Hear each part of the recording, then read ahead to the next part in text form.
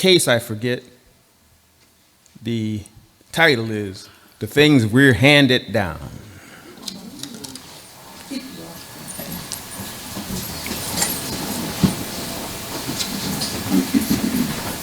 First Peter, the 10th chapter, concerning this salvation. The prophets who spoke of this grace that was come from you searched intently and with the greatest care, trying to find out the time and circumstances to which the Spirit of Messiah in them was pointing when he predicted the sufferings of Messiah and the glories that would follow. It was revealed to them that they were not serving themselves, but you, and by extension, we sitting here.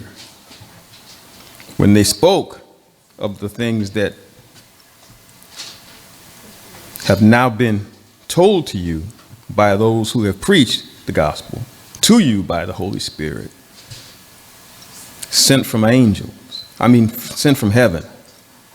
Even angels look into these things. I spoke of that briefly last week.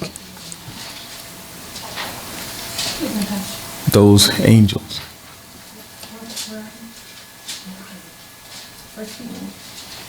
First Peter, first verse. Now we're in the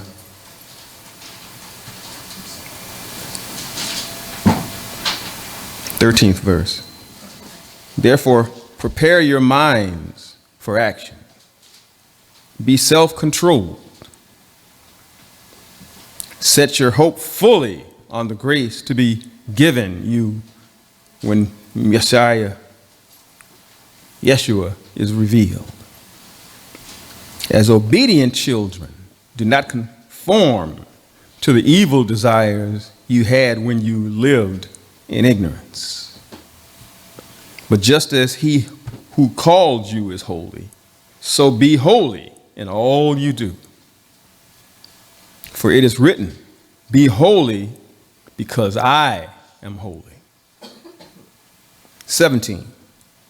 Since you call on a Father who judges each man's work impartially, live your lives as strangers here in reverent fear.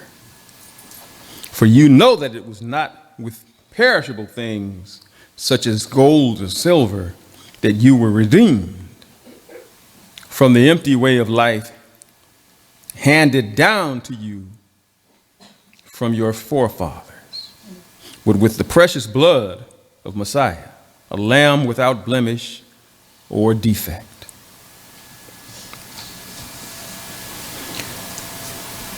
Sometime back around 1993 or so, I was sitting around the house doing nothing really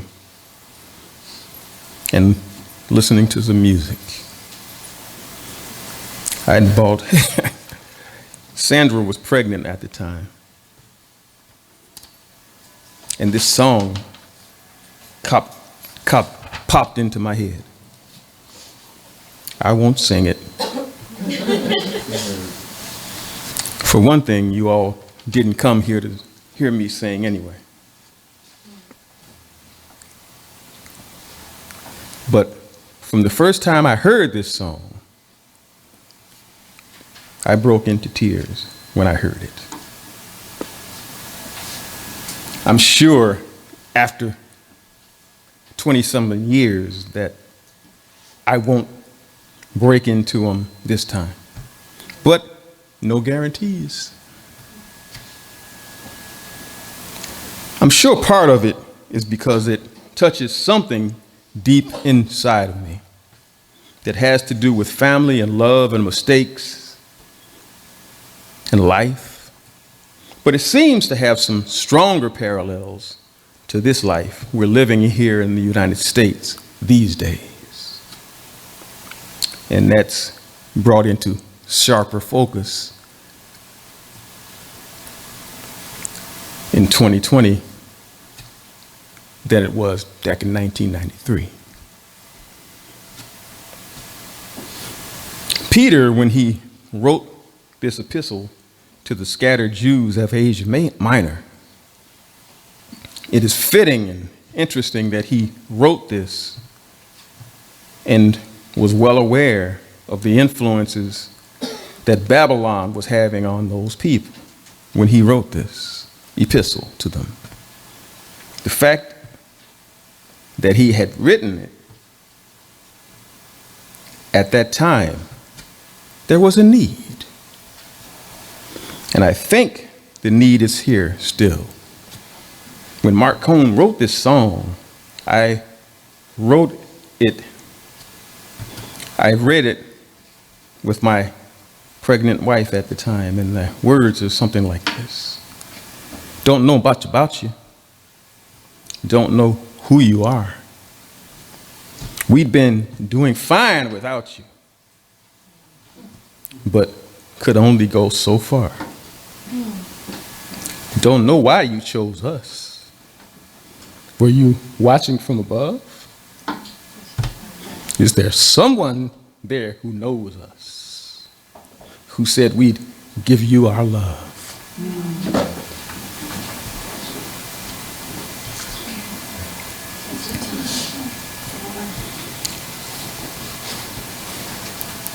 And he wondered on. Will you laugh just like your mother? Yeah.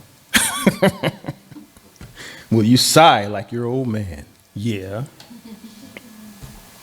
Some things skip a generation, like I've heard they often can.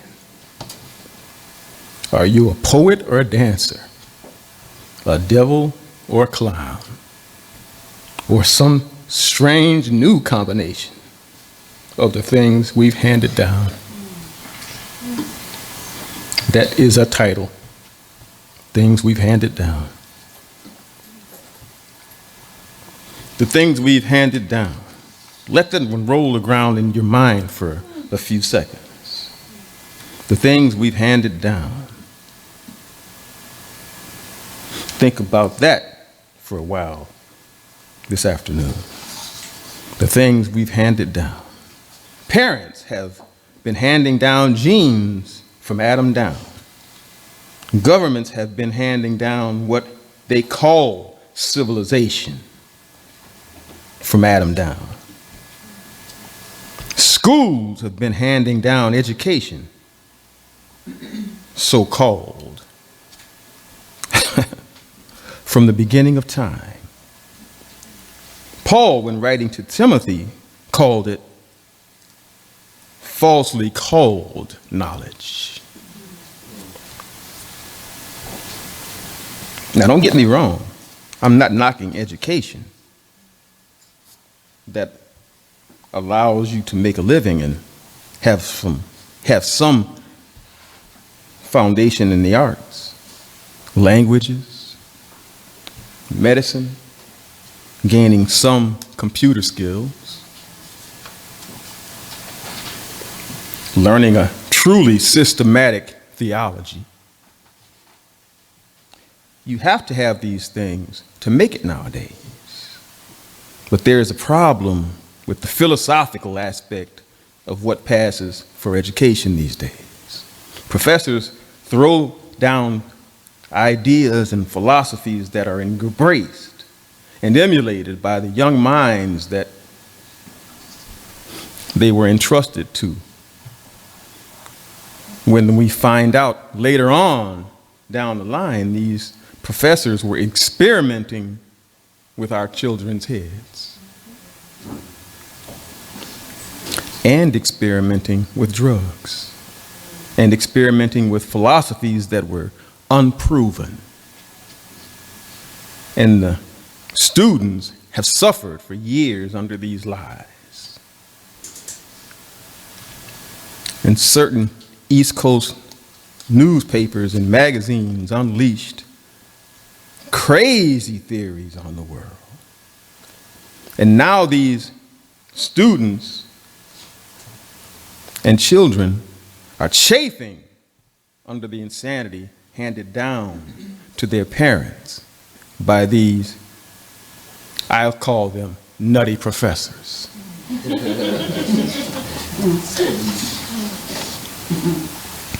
I'll deal with one today. Actually, he dealt with himself before he died, and we've been dealing with his sickness ever since. At the hands of nutty professors. Which one do I mean? Look at the case of Dr. Benjamin Spock. You folks know that name, right? That's not the guy from Star Trek, the doctor.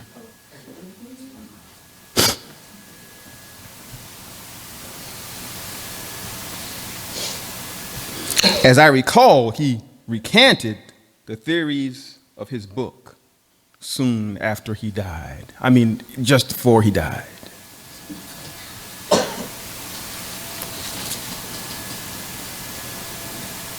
The book title was The Common Sense Book of Baby and Child Care. A few months before he died, he relented this book completely.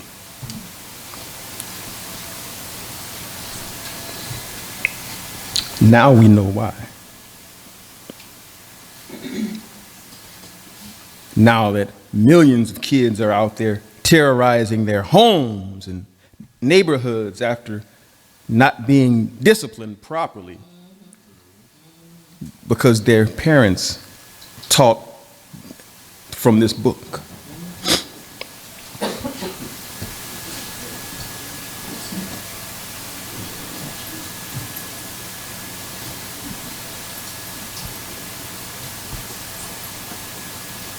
And those parents were convinced that this book was right.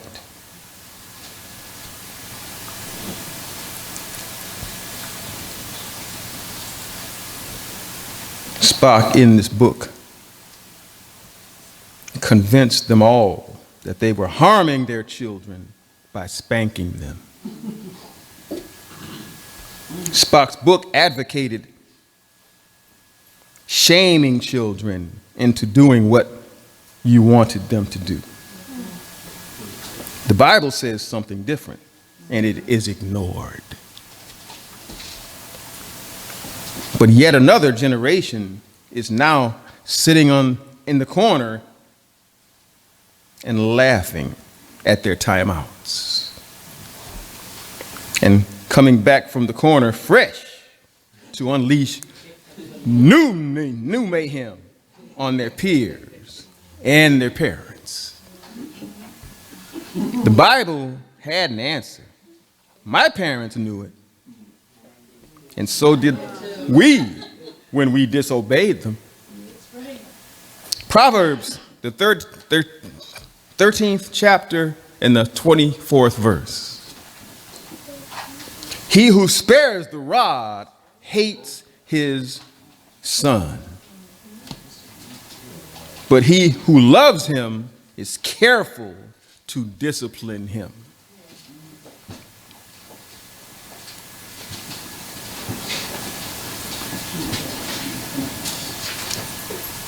Go down to Hebrews, 12th chapter, the 9th verse. Furthermore, we have had our earthly fathers who disciplined us, and we respected them sometime. Will we not much rather subject ourselves to the Father of spirits and live? For they disciplined us for a few days, according to what seemed appropriate to them. But he does so for our benefit, in order that we can have a share in his holiness. Now, all discipline seems, for the moment, not to be joyful, but painful.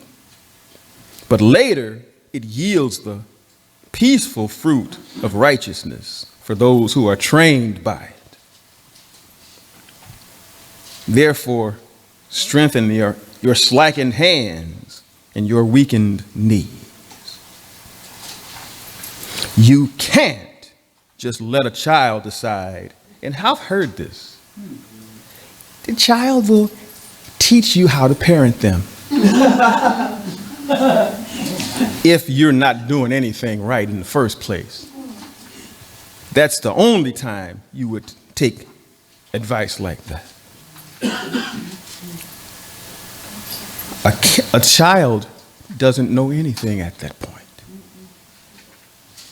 Much less how to line themselves up.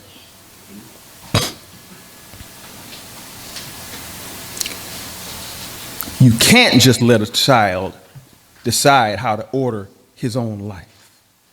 You'll live to regret it, and so will the child. No spankings?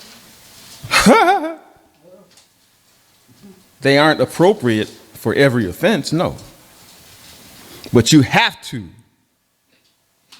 But this is the legacy of this generation, that we have befriended our children instead of parenting them.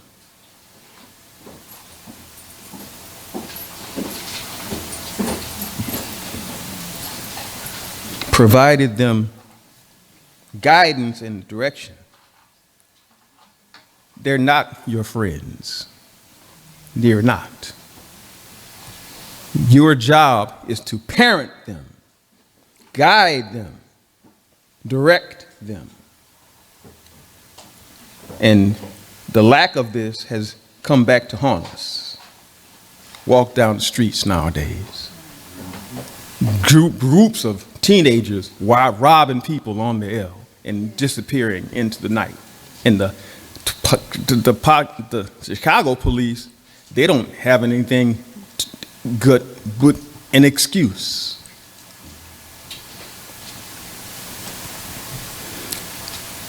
Most of the time in this city, the next line after this happened is they have no suspects.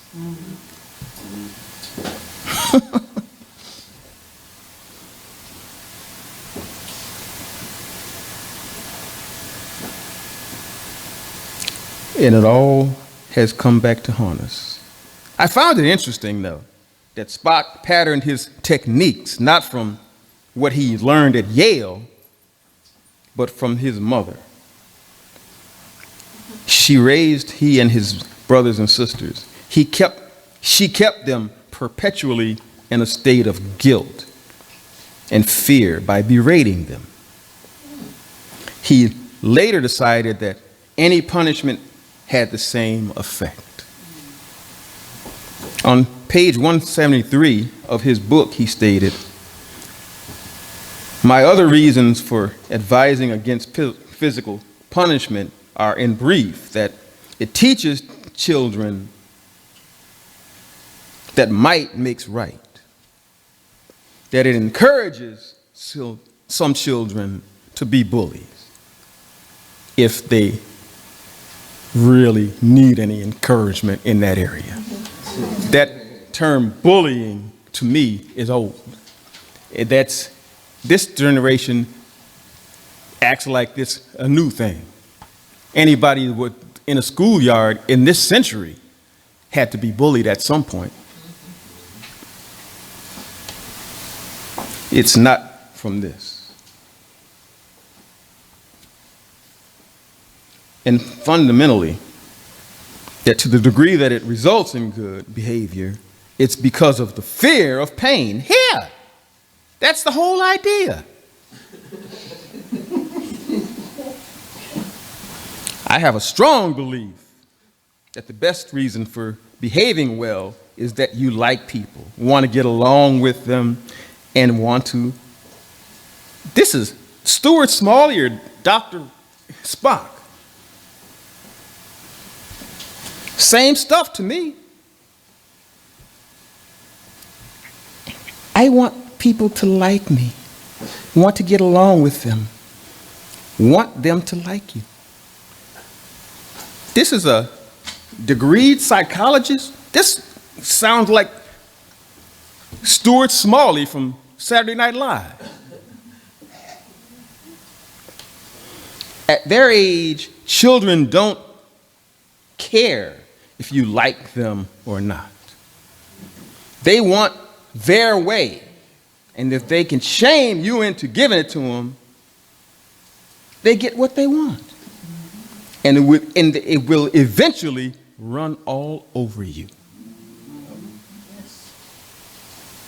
Here, Spock has taken his mother's bad parenting skills and turned them to the extreme and forced this extreme reaction on to a generation of parents, social workers, children, public and private school educators, and eventually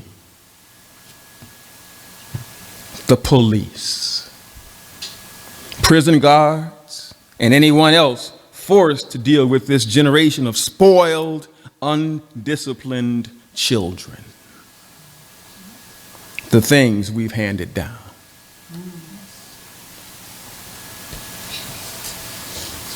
And this confusion of authority has made its way to the governmental level. We say that government has no right to capital punishment anymore because it is revenge. We have reduced the authority of the government in that manner, and probably doing the same illogic that was made to make parents the new buddies of their children. Now, admittedly, the government isn't much of an example of discipline anymore, and the Bible itself backs it when it votes and it works.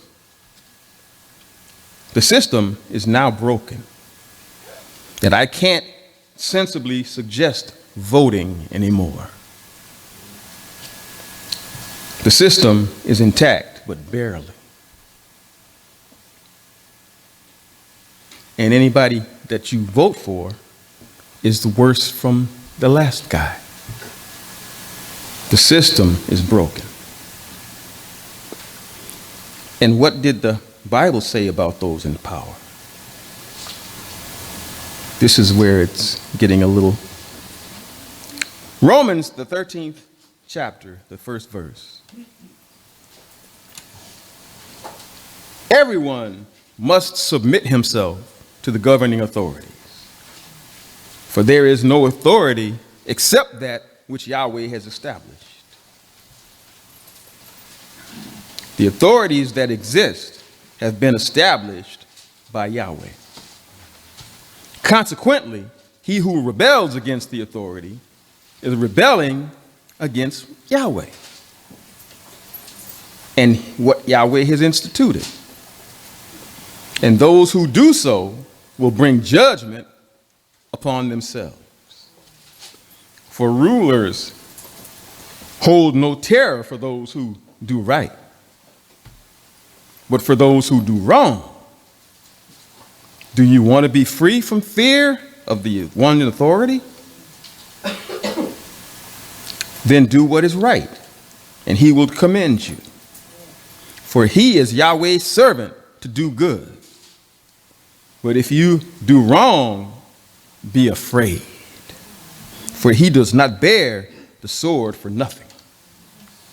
He is Yahweh's servant, an agent of wrath to bring punishment on the evildoer, on the wrongdoer. Note that it says nothing about, there is nothing wrong about the system as it originally was stated. Of course, again, that doesn't account for the abusers of the system who wear uniforms. Anybody on the streets enough, it is coming to them. once or twice. But largely, if you don't do anything wrong, you have little to worry about. Can't say nothing anymore. That's how corrupt the system is now.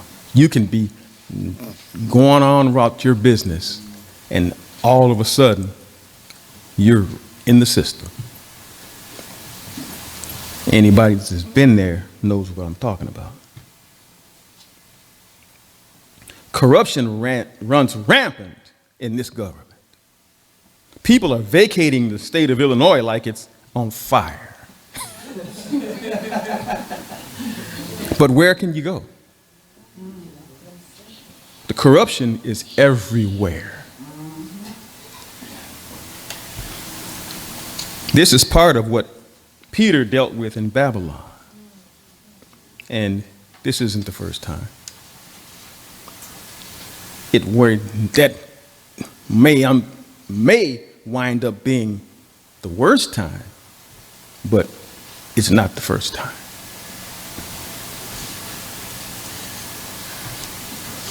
And what Paul struggled with at Corinth, see if this sounds familiar to you. The wealth, prominence, and corruption in the cities. More things we've handed down. A whole generation of kids underparented and raised in this climate. They used to say this about people, the drugs, that sell drugs. Now this government is selling drugs. What did Chris Rock say? The state of Illinois is officially selling weed, but that's what you do when you're broke and desperate. You sell drugs. Not so funny now, huh?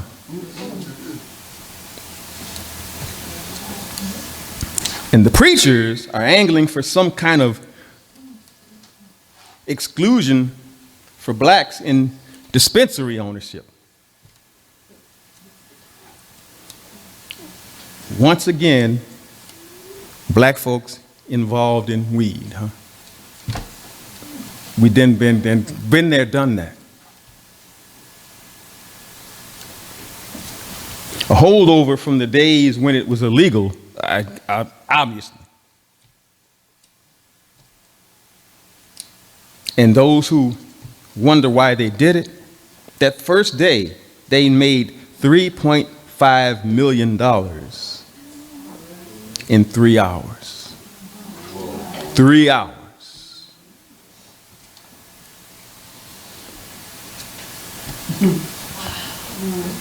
And if we can't make it to solvency now, we know what the problem is. Corruption. 3 hours, 24 hours in a day. That's $15 million in a day.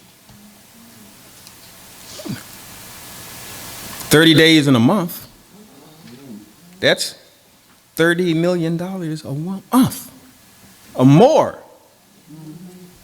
That solves a lot of problems for a lot of politicians. That's where the money is going to go. And what's he talking about? Anybody remember when they shut down the policy wheels and started the lottery? Yeah. And Lotto? And that was supposed to create solvency for the Illinois schools. Who just struck for money?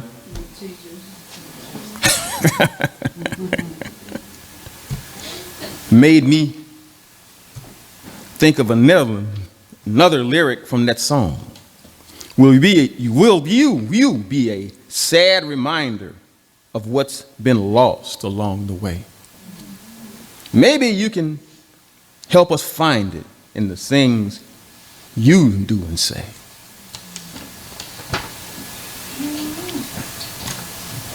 As we look deeper into these things, we can see that our faith is being bombarded by lies and misunderstanding. No one truly believes in anything anymore. If you believe that, and you have to believe it's because it's all around you. If you question these things deeply enough, everyone says they believe in God, small g, but no one believes enough to obey him and his commandments with any regularity. We stand here at a crossroads in terms of how we are going to pass this legacy of church membership on to the next generation of members of any of the churches. We, for years, did all of what we thought were the right things and didn't teach our children why. Why?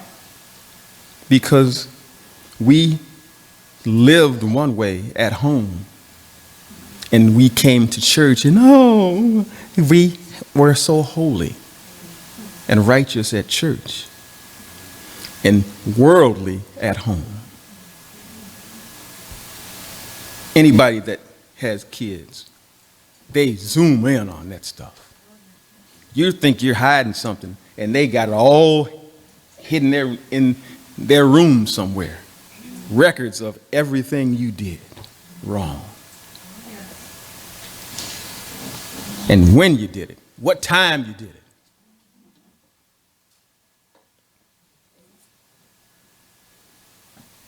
We, for years, did all the right things at the right time, but we didn't teach our children why sufficiently to motivate them to emulate us. Because which you did they emulate? The one at church or the one at home?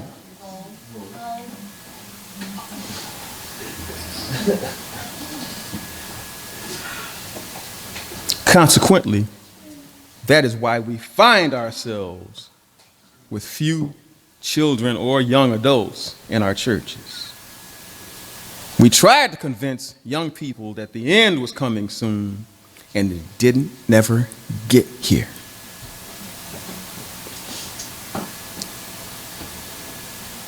And they hadn't had a chance yet. The world told them a different story, and they bought it and left the church.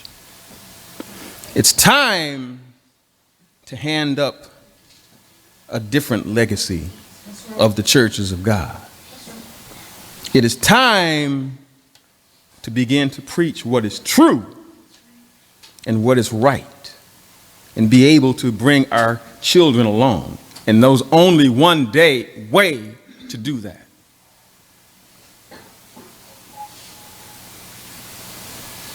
The best thing that we can do for them is tell the truth.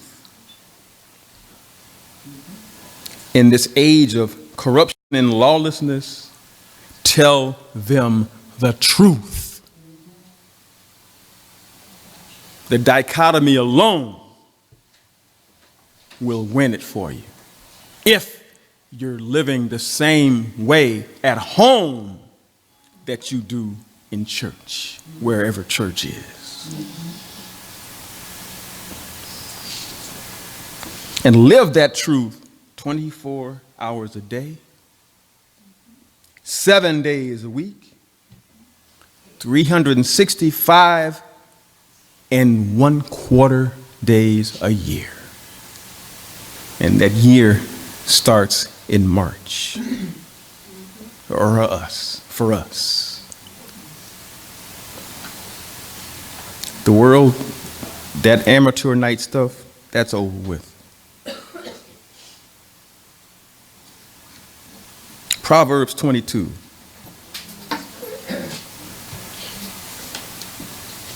Proverbs 22, sixth verse. Train a child in the way that he should go, and when he is old, he will not turn from it. We have to maintain our urgency and be aware that the setup for this end is in place. Only one thing left to happen that happened yet. The abomination of desolation. Everything else is in play. With things happening as they are in the world, it won't take much to set up the climate for the things that will happen very quickly. That it'll be the collapse of the U.S. financial system that will cause all of it. But we are not expected to live as if it will happen tomorrow. But we have to be prepared if it does. We can't stop teaching. We can't stop preaching. We can't stop trying to get this word out. That's my little electronic friend back there. Goodness knows the world needs it right now. And if anybody noticed, our videos are again out on Facebook and YouTube. I took a minute, but I fixed the problem. We have to continue to be on fire for Yahweh and make sure that our children and grandchildren know why we believe what we do, and all be prepared to explain why in a way that they can understand, and for them to understand, we have to understand. Proverbs,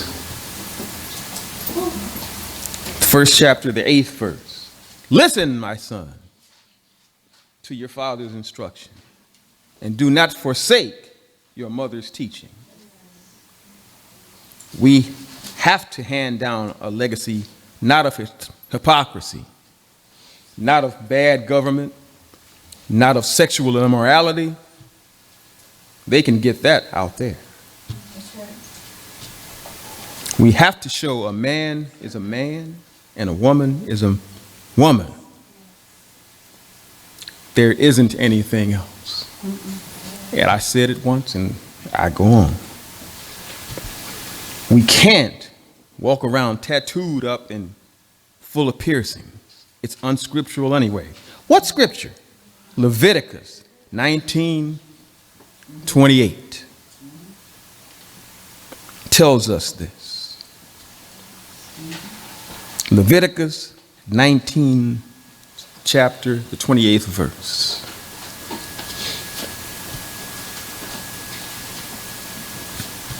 We have to make sure our children understand that this legacy has a power that this world will eventually lose. But when it is blown up and torn down and lying in rubble, this truth that we'll have to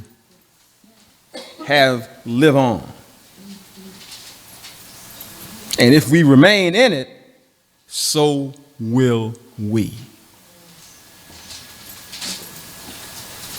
This is the legacy we must hand down to our children.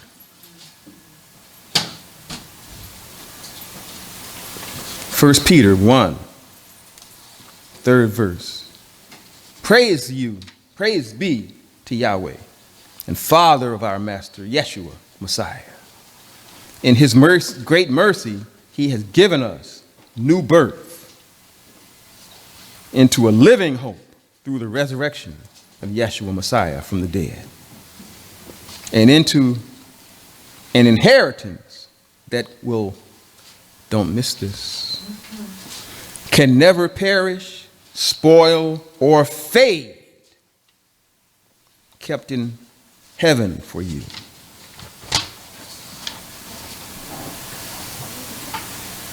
Who through faith are shielded by Yahweh's power until the coming of the salvation that is revealed to be ready to be revealed in the last days. In this, you greatly rejoice, though now for a little while you may have to suffer a little grief in all kinds of trials. These have to come so that your faith, or greater worth than gold, which perishes, even though refined by fire, may be genuine and may result in praise, glory, and honor when Yeshua Messiah is revealed. Though you have not seen him, you love him. And even though you do not see him now, you believe in him and are filled with an inexpressible and glorious joy. For you are receiving the goal of your faith, the salvation of your souls. Concerning this salvation, the prophets who spoke of this grace that was to come to you searched intently and with greatest care, trying to find out the time and circumstances to which the Spirit of Messiah in them was pointing when he predicted the sufferings of Messiah and the glories that would follow. It was revealed to them that they were not serving themselves, but you, when they spoke of these things that have now been told you by those who have preached the gospel to you by the Holy Spirit sent from heaven. Even angels, as I said before, long to look into these things. We saw last week that all of the angels won't take the issue, but some will.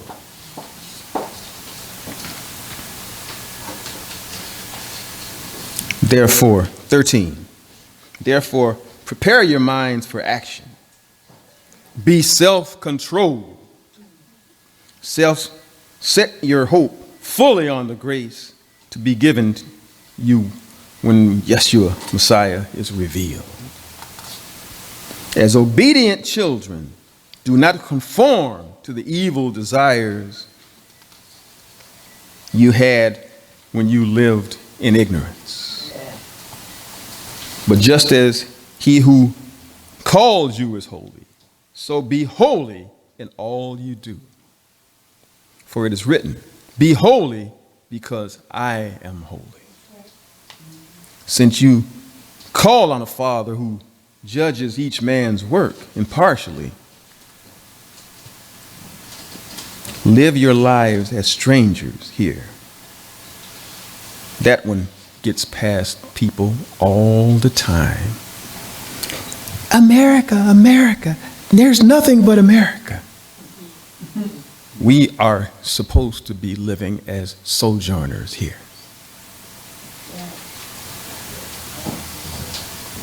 Living your lives as strangers here in reverent fear. For you know that it was not with perishable things such as gold or silver that you were redeemed from the empty way of life handed down to you from your forefathers, but with the precious blood of Messiah, a lamb without blemish or defect. He was chosen before the creation of the world, but was revealed in these last times for your sake. Through him you believe in Yahweh, who raised him from the dead and glorified him. And so your faith and hope are in Yahweh. Now that you have purified yourselves by obeying the truth, if you have, so that you have sincere love for your brothers. Love one another deeply from the heart. For you have been born again, not of perishable seed, but of imperishable, through the living and enduring word of Yahweh. All men are like grass, and all their glory is like the flowers of the field. The grass withers, and the flowers fall. But the word of Yahweh stands forever. And this is the word that was preached to you. Let this word be a legacy to our children and to our world, for it will stand forever. The word, not the world. May we all be there to stand with it.